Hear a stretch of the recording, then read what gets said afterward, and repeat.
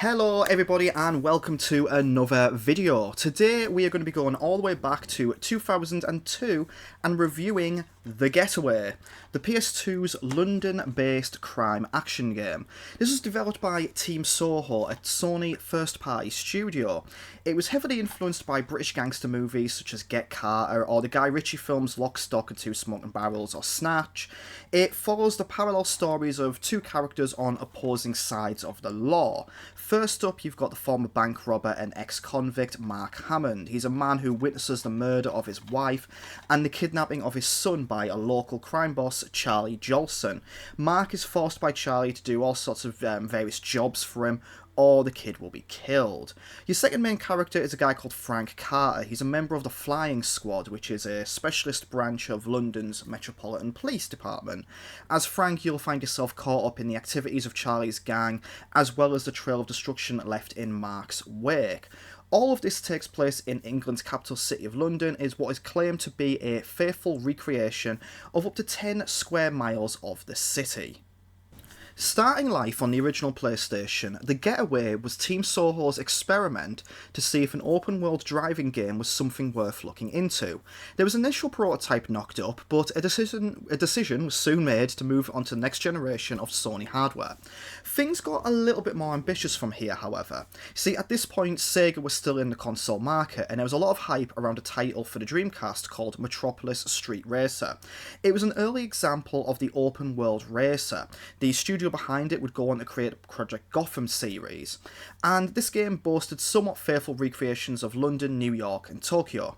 Sony, looking ahead to the launch of their PS2, wanted something bigger and better to compete with it, so they looked at what Team Soho were doing and things became bigger and more ambitious.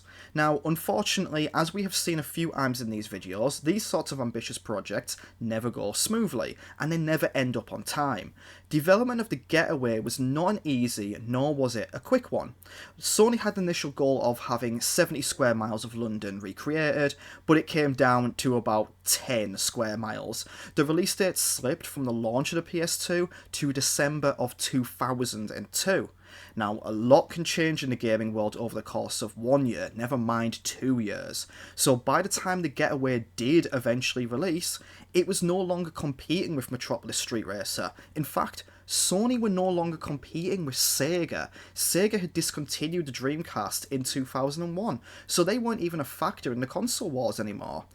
But there was some competition in the gaming landscape because 2001 had brought with it the launch and success of Grand Theft Auto 3, which was seen as a huge leap forward for open world games. And not only that, but October 2002 had seen the launch of Grand Theft Auto Vice City, which is widely regarded as one of the greatest video games ever made and one of my top 5 of all time.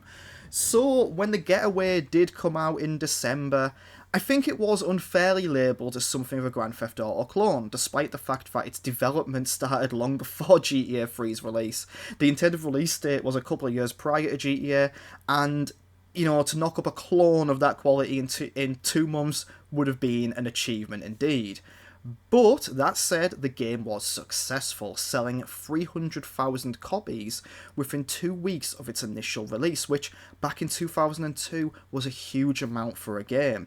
It also garnered a favourable reception from critics. It wasn't universally loved, but its Metacritic score does sit on a pretty respectable 72, and got quite a lot of praise. Critics loved the attention to detail in Team Soho's recreation of London. They liked the visuals, but when it came down to the gameplay and the story, there was some division. Critics were kind of divided as well on Team Soho's decision to strip out any game UI or HUD in an effort to make the game as cinematic as possible. There were some who really liked that, and some thought it worked really well for the game, and others weren't quite as keen. So, all of that said, why do I want to play The Getaway? Well, it passed me by when I was younger. I was a bit of a Grand Theft Auto fanboy back then, so I was a little bit dismissive of anything I perceived to be kind of like it. It's a little bit silly, I'll admit, but I was a lot younger and these things kind of happen. But I do remember the original game coming out. I remember Black Monday coming out, and I remember there being a lot of hype around the time of the PS3's launch for the third Getaway game. It was announced at the time, I believe there was a trailer, and there was a lot of excitement about it, but there was a lot of disappointment at its subsequent cancellation, and since then I've always been intrigued by the games, but never pulled that trigger to play them. Now, I know it's a series that in recent times people have called for remakes or sequels to, just to give it bit more spotlight, so I figured now would be the perfect time to have a look at the game and give it a go. So all of that said, what are my expectations for the game? I've been given a bit of a heads up from people I know who have played this and really enjoyed the game, so I already know from them that the controls are meant to be very, very clunky. I always kind of expect that anyway with these early PS2 titles though. Studios back then were still experimenting and figuring out what did and didn't work. We didn't have a standardised control scheme for across games. I mean, you still kind of don't, but generally most games of these formats follow a very similar template, but back then it was a little bit of a Wild West. I have also been told by them that the game can be fairly difficult and even unfair at times, so I'm joyously awaiting that as well. Now, what I am excited about is seeing how London looks in the game. Visually, I've heard very good things about it. I've heard it's very faithful to the area of London it attempts to recreate. Admittedly, I've only been to London about 3 times, so I won't be able to vouch for its accuracy, especially seeing as it's created a version of London from 22 years ago. But I'm just excited to see a British city be recreated properly in a game. I'm also intrigued by this idea of there being no HUD or UI. I'm so used to games having HUD and UI elements all over the shop, markers to tell you where to go, the mini-map, hit indicators, checkpoints you can set, this, that and the other. So I'm looking forward and I can't wait to see how a game would function and convey information to the player without any of that. So, let's get into it. Let's start the Getaway. The opening cutscene sets things up really nicely. It shows you the events that I mentioned in the intro. These low-level gangsters and a woman are staking out an apartment. Our first protagonist's wife steps out with a kid and they approach. A fight breaks out and she is shot, left for dead, whilst they hop it away with the kid. Mark finds her bleeding out but is told by her to give chase, so he hops in a car and has it away after them. Now we're on to the game proper, and I'm giving my first taste of what it's like to drive around in London whilst pursuing the people who have kidnapped Mark's kid. Honestly, first impression, it looks lovely, but it is awkward. The main thing I really found is that the vehicle handling feels incredibly stiff, and the streets of London are very narrow and packed with traffic. That is true to real life, but in a video game, it does make things a bit tricky. So what this means is that I'm finding in this initial stage I'm crashing into other vehicles or props quite consistently, I'm overshooting corners, I'm just having difficulty. Another thing I find, if I do crash into another vehicle, the momentum when I crash, it feels off. It's hard to describe, but the physics don't react maybe as I would expect them to. It's frustrating, definitely frustrating, but I've played a lot of these vehicle-based games over the years, so I know a lot of them just comes down to learning and getting used to the handling and the way the streets work. So I always remember how hard it was to get used to the handling for GTA 4 or Drive to San Francisco. So I figure as the game goes on, I'll get better, the frustration will lessen. Anyway, you finish up this chase next to this old factory, and now it's time for the on-foot combat segment. Now, full honesty, I have an annoying habit of jumping in without reading instruction manuals for a game. I claim to love getting instruction manuals for games. I love that old school, manual, box art, all that sort of stuff. Maybe it's because I'm so conditioned to standardised controls or in-game tutorials, but sometimes I just forget. It's a shame. So it was a struggle at first. I didn't really know how to take cover, I didn't know how to aim and shoot, and I didn't know how to recover health. I definitely didn't know that. But after dying once or twice and taking a bit of time to learn these mechanics, I didn't find the on-foot segment too bad. It's functional, it's clunky, the core movement doesn't allow for much finesse or fine movement. Now, One thing as well that I found quite frustrating, you do not get any sort of camera control. You can't move the camera, you can't set it to face the direction the player is facing. You just have to wait for the game to decide when it wants to move the camera around. This made a few sequences in the opening warehouse where you're in tighter spaces quite awkward because you aren't able to see what was ahead of you or around you. Still, it wasn't too bad because the game has a quite nice auto-away mechanic on R1, which tended to be very helpful. There's a very basic cover system in here as well, but I didn't find myself using it too much. It felt quite clunky, so I tended to just hide behind a prop and peek out manually when I want to shoot someone. It's cover, but not the harder cover system that they probably want you to use. So I shoot my way through a few thugs and goons, I get to the end of the mission, and Mark finds himself before Charlie Jolson, the missing Mitchell brother. Charlie tells us that he's the man behind it all, he wants us to work for him, we fail to comply and the kid gets it. He's a lovely fella. So he sets us off on the second mission. Charlie wants Mark to go across to a nightclub, torch it, and come back. The problem? The nightclub is run by the Collins gang, a gang that Mark used to run with. It's a straightforward mission. You drive to the club, force your way inside, shoot up everyone in there, get to the top floor, place catches fire, and then you make your way down and flee. Now, it's here that, again, the on-foot movement and camera come into play. I found that some instances where I'd move to a certain place, the angle would change, I'd get turned around, I just would find it hard to see or know what was ahead of me. It wasn't difficult, but it was awkward. But after the 30 minutes or so of gameplay, these two missions, I do like what I'm seeing and I like what I'm playing. I like the tone of the game, I love the visuals and world. I'm not as keen on the controls at the moment, but I do feel like I can get used to them as time goes on. Now, the other thing, going back to my expectations, is the lack of HUD and UI. I was a little bit apprehensive about it, but so far it's working really well. To explain how it works, when you get in a car and you go to a destination, the indicators on the car will tell you which turns to take. If they both blink in unison, that tells you that you are at your destination. On foot, as you take damage, you'll see Mark start to limp more, bloodstains appear, and not dissimilar to the way Resident Evil conveyed damage. But that'll tell you, like say, how much damage you've taken.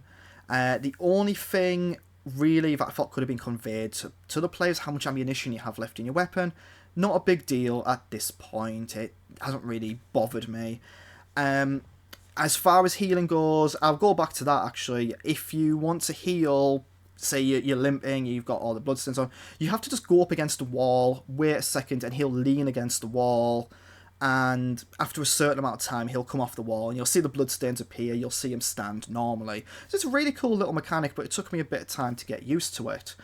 The other thing I would say is I'm quite amazed to see the number of real-life brands appearing in-game. I mean, by this point in 2024, half of them don't actually exist anymore, but just seeing this little time capsule of stores and brands that I saw on the high street growing up is remarkable, and again shows that attention to detail put in the game. So yeah, so far, I'm impressed. Now let's see how I get on with the rest of the game. So, from playing the game, from my initial impressions through to completing it, it actually took me about a month and a half. I started playing this before Christmas of last year, and I had every intention to be wrapped up by the new year, but things just got in the way. But eventually we got there. Now in terms of hours, I would say it took me between 12 to 15 hours, give or take. So, first impressions of the game were very good, and I thought things would improve from there, but the game took me on something of a journey. A similar thing happened to me when I played Tenchu, but in the case of Tenchu, I was fairly sure at the start of the game that it wasn't for me.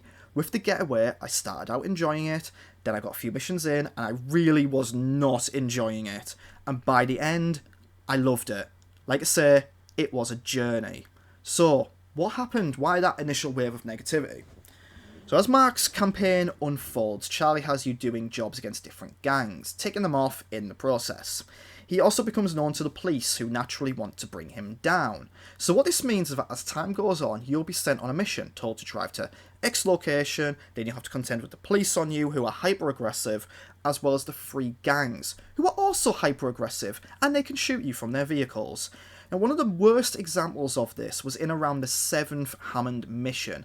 It's called Filthy Business, and by the end of it, I had a few other choice names for it. The first stage of this mission has you on a 5 to 10 minute trek across London to find an unmarked telephone repair van. It is the absolute height of frustration. From the off, you are contending with the police, with the Yardies, the Triads, and the Collins gang. It is not another day in paradise. You will feel the frustration in the air tonight, and when those gangs hit you, the bullets will rain down. It took me about 10 attempts to get through this first section, and honestly, I need to give up altogether. I figured if this was the 7th mission 7 out of 24, and it has given me this much trouble, then what are the later ones going to be like? This sequence reminded me of some of the latter levels in Driver, except harder, because not only are you contending with all the gangs and police, but you have to contend with London's narrow streets and large amounts of traffic. Still, I persevered. I got through the absurdly long first part of this mission, which not only had the super hard driving section, but then 4 more sections afterwards, including a lovely stealth section where you have to get through the police station.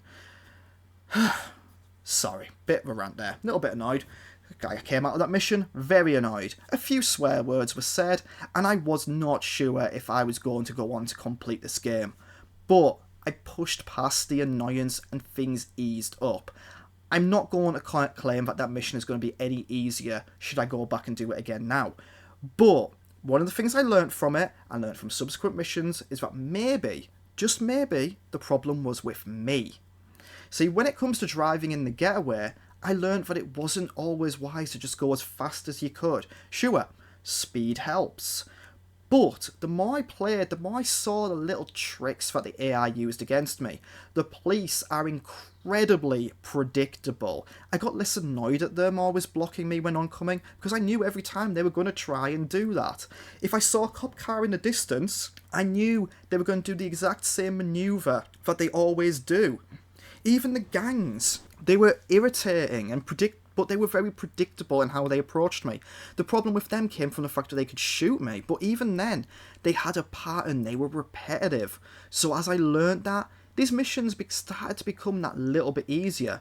I wouldn't go as far as to say they ever became easy, but they were manageable.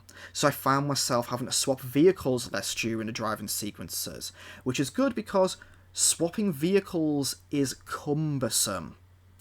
So as I go through it, I get through the Hammond section, which is the first 12 minutes, I swap to Carter. And the driving sections become even easier for him. For one, he has access to faster cars from the off. And for two, he's a cop. So you don't have to worry about the police bearing down on you, just the gangs. And it did seem that as his missions went on, there were less and less sort of gangs coming after me. So driving frustrations aside, what about the other parts of the missions, those on-foot sections? Now, generally you have 2 types of on-foot section. You have these open combat bits or stealthier bits, especially during the Carter sections. And being honest, I didn't find these sections half as frustrating as the driving. I know a few people did tell me that they found some of the stealth bits incredibly hard, but I guess for me it was just sort of figuring out I was on the right path and sticking to it. The didn't seem too long. The open combat was okay as well. I will go back to my original complaints that because you didn't really have very fine movement in there or camera control, that can hinder you, but it's generally quite manageable with maybe a few exceptions. As an example, as Hammond, there is one mission towards the end of his story where you have to move through several floors of a house, avoiding these laser beams. If you trigger one, it triggers like poisonous gas in the room you're in. Simple enough in theory, but that lack of fluid movement, of fine movement, can cause you to fail multiple times. Half the time I failed in that was because I'd be tapping forward on the left analog stick and Hammond would just like jerk forward rather than walk. There's also another mission with Carter. You go into this cargo yard, it's quite tight, but there are these cranes roaming about, and the lack of camera control meant that you could get caught off guard by them behind you, which leads to an instant death. And what happens if you die or fail? Well, the missions do have checkpoints within them at certain key like transitions, usually at the end of a driving section or at the end of a stealth section before going into full combat. They're not too bad, but you can lose quite a bit of progress because some of the missions you will have to take quite slowly, especially on the latter missions. So I played the game on original PS2 hardware, so I couldn't make use of save states, which I might have done if I was using an emulator. It did lead to a few frustrating moments, so I would say if you are playing this on an emulator, maybe expect to use save states quite a bit. You'd probably use them in that laser mission as an example. So let's go back. One of the things I was really impressed with, the lack of a HUD and UI by the end of it. Did I still like that? Well, yeah, I did. It wasn't perfect, but it did help me feel more immersed in the world. I wasn't just keeping my eyes on a mini-map. I wasn't just keeping my eyes on a checkpoint marker. I was engaged with the game at all times. I was immersed with the game. One of the problems I did have, though, with the driving is the indicators. They told me where to go, but it was a bit awkward because they didn't necessarily follow the rules of the road. It's not a complaint, I admit, for a crime-based video game, but the number of times the game would take me down a narrow one-way street and make things more difficult for me was immense. It happened pretty frequently, pretty much every mission. And there are a few issues where the indicators would flash to tell you that you've arrived, but it wouldn't be clear where the next location was. So you park up, you get on foot, and you're looking around going, oh, well, where am I meant to go? And it didn't happen too frequently, but I got turned around maybe once or twice. I don't necessarily think you need HUD elements to help in those cases. Maybe a little bit of dialogue from the player or such, a head look here and there, that sort of thing would have helped. But it's a moot point given the age of the game and what maybe was capable back then. But it is fun to think about how you could improve these things and maybe what would be possible if they were to recreate this experience now. I think there is definitely room to do this nowadays, and you could do something really neat with it. You could do a lot with player animations and dialogue and just expanding upon what was already in there. But overall, I really liked it. It helped me feel connected to the game world, and whilst I'm not necessarily against UIs or HUDs in games, it is, like I say, it's fun to think about what can be done if you strip all that stuff away. Now, rounding out the review, I'll briefly touch on the story and tone of the game. It was a well-told story. I was engaged throughout both characters' campaigns. I thought the villain is definitely one that people I think will hate by the end of it, not just because of his actions at the start of the game, but as the game goes on, he becomes more unhinged, and that culminates in the final cutscene, which is absolutely bonkers. Tonally, the game is gritty, it's mature, it does a good job of capturing the vibe from the movie I guess it was influenced by. Its version of London is something to be commended. You think about them being able to do what they did in this game on PS2 hardware, provide those visuals, it's an amazing technical achievement. Finally, we come to the soundtrack. There's nothing overly memorable for me, but it really did fit with the tone of the game. So that's it, The Getaway. Let's gather my final thoughts. It was a journey. A journey from being excited to play the game, to enjoying my first 30 minutes with it, to hating it by the 7th mission, and going back to loving it by the time I was done. It is a flawed gem. I think the general gameplay is going to frustrate many. Both driving and on foot action have issues, and the difficulty does feel like maybe it needs to be toned down a little bit. But those flaws aside, it's a damn fine game, and it's worthy of anyone's time. It feels quite unique amongst the many sort of driving crime action games out there, and being able to drive around such a faithful recreation of London is worth the price of admission alone.